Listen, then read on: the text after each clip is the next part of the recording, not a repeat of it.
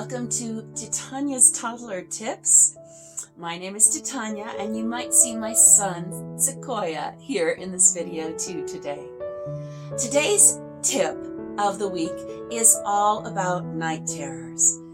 Now, if you are a parent and have experienced a night terror, you know exactly what I'm talking about.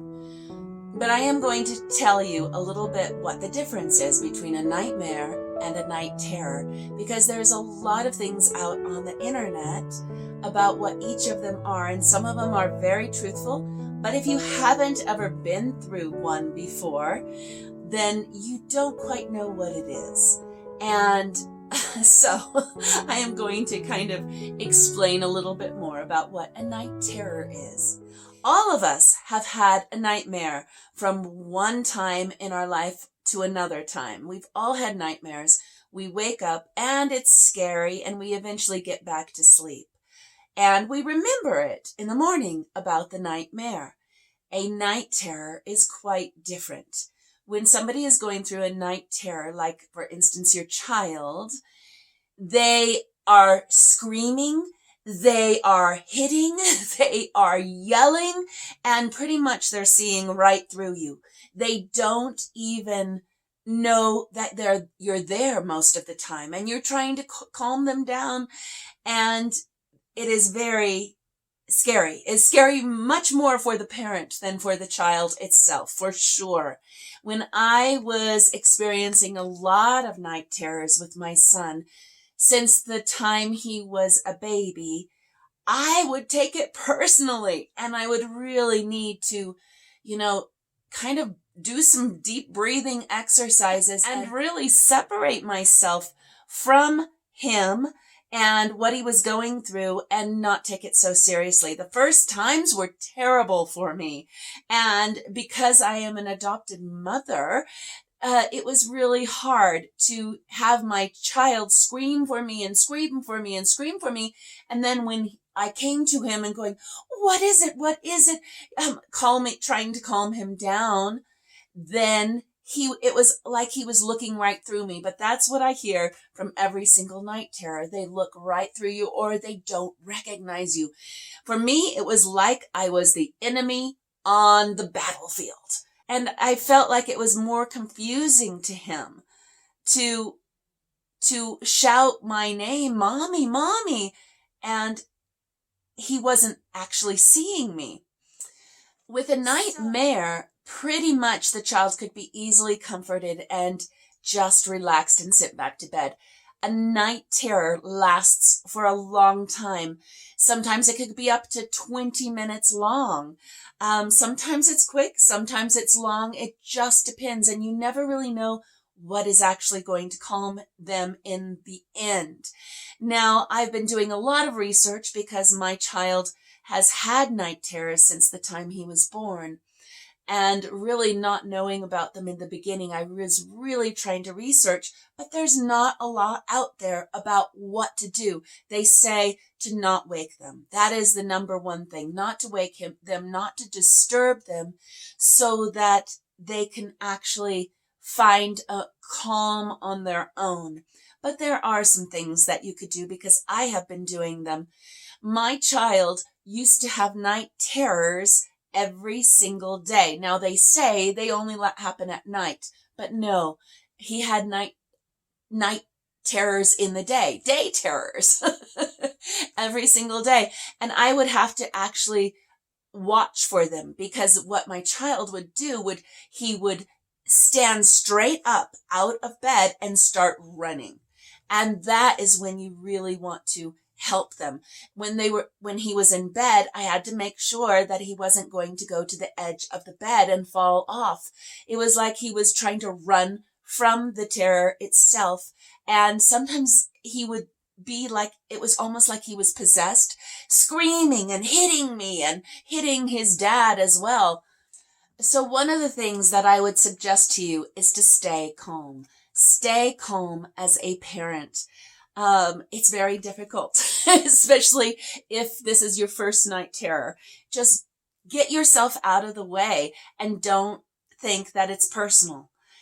It isn't. It isn't. The child doesn't even remember in the morning, and you don't need to even remind him. Don't remind him in the morning about what happened, because he doesn't need to bring it up, and he might get scared that something was happening to him in the middle of the night.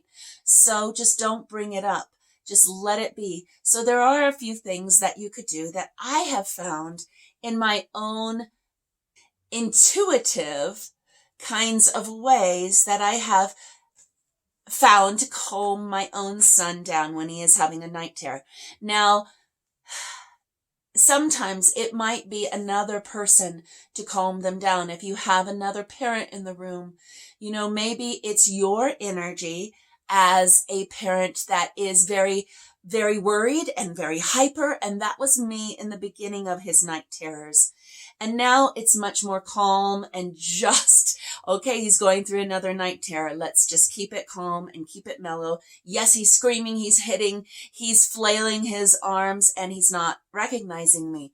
But you just keep it calm and steady. And usually it goes away. But there are some things to help. Every single time, it is a different way that we calm his nerves in order for him to go back to sleep. So one time it may be a bottle, calming him with the comfort of a bottle. Or maybe it is his favorite stuffed animal. So he has a kitty, and one time it was that, and so he curled up with his kitty. Sometimes when I ask my child questions when he is having a night terror, he does answer me. Do you want to go outside to the living room? Do you want to go to bed? Do you want more covers? Do you want no blankets at all? He will tell me during a night terror, even though he's screaming it. And, but maybe that's not normal for other night terrors. I'm not quite sure, but he does answer me. And sometimes he's very confused when he does answer me. So it's not quite that the answer is truthful sometimes.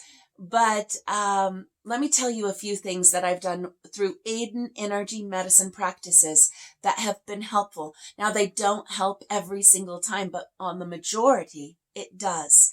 One of the things that you can do for the child is to just take your hands, rub them, and just put them in the field outside of his forehead or their forehead. Okay. All right. So Sequoia came in because I heard him on the other side of the door, and maybe he'll help us. Okay. Let's see what we do. We put our hands over his forehead, and sometimes I'm not touching his forehead, but I'm in the field around his forehead. There are things that we call these little magic points called neurovasculars on the forehead, and they deal with the fight, flight, or freeze technique. When you hold these points, it can really calm the nerves. Yeah, just like that. But when he's having a night terror, I can hardly touch him. So I will do that in the field. Okay, so that's one of the things that is really good. I also smooth around his ears as well. This calms your fight, flight, or freeze. There's an energy there around the ears, a energy pathway that is connected in to the stress responses. And this is like going backwards on a particular meridian, an energy pathway. And all we have to do is from the eyes, around the ears, and down to the chest. Eyes around the ears, down to the chest.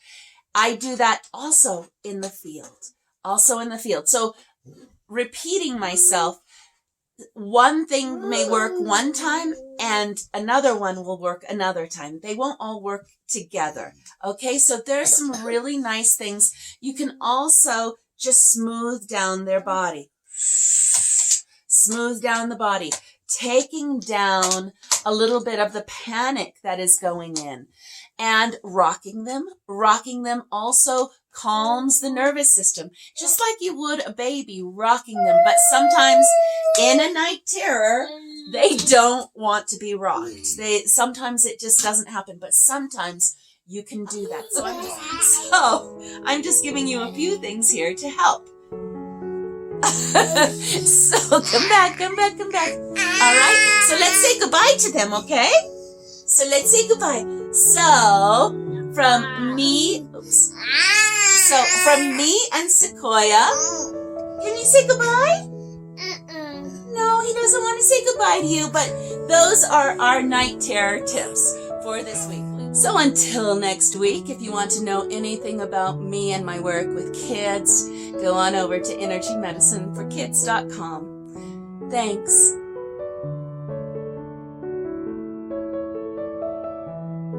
Oh, come here. Oh no, come here. Oh no, come here. Oh no, he has a boo-boo. Okay, come and tell them you got a boo-boo. Okay, they can't see you. Okay, look, you got a boo-boo. Let's do these circles. Let's throw it away. Okay, and blow on it. Yeah. Oh, that's what we do when we have a boo-boo. Blow it away.